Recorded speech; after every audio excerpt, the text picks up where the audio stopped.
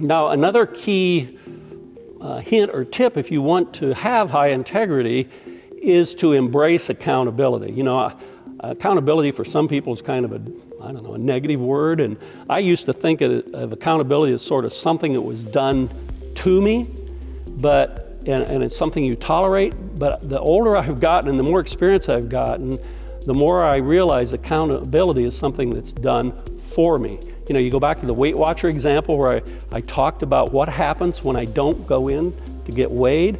I actually pay someone to provide a form of accountability. You can call it reinforcement. I don't care what the term is, but it's a recognition in your life that there are some things you will do better if someone else holds you accountable, comes alongside and reinforces doing what you already know you should.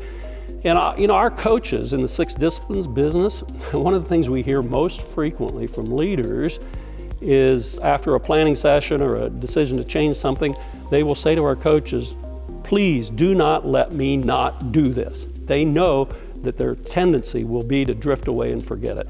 I want to give you an Old Testament quote from the book of Ecclesiastes, and here's what it says: because the consequences of poor work are not delivered quickly, in other words, we don't see the fruit of poor work, the heart of the worker is fully set on continuing to do more of the same.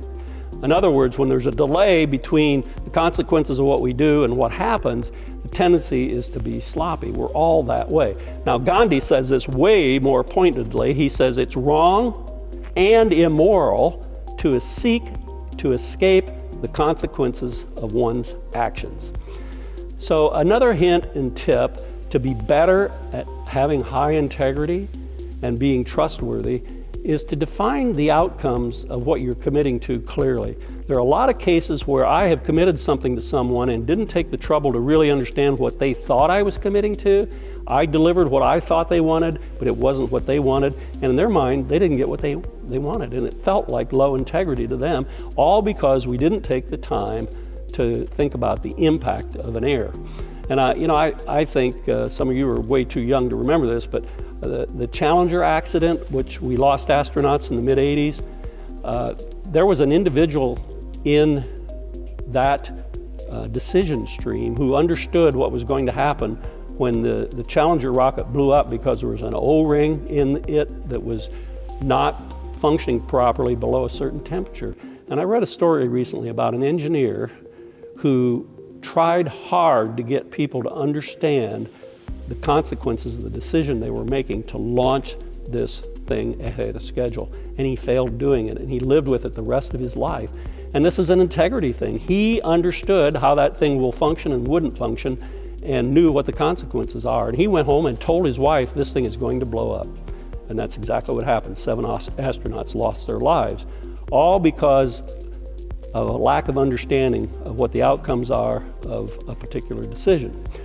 So another technique is to communicate frequently. You know, I make a commitment to you, and then time goes by, I learn something else, and I realize, I can't do that quite the way I thought I would, and it's going to slip a day or whatever. And if I don't tell you, in your mind, you're still thinking that first date. And if we communicate frequently, a lot of times the change does not make a big deal as long as people know about it. And so another way to maintain integrity is to keep open channels of communications. Let people know, hey, this might move back a day or two, is that okay? And otherwise, you have low integrity.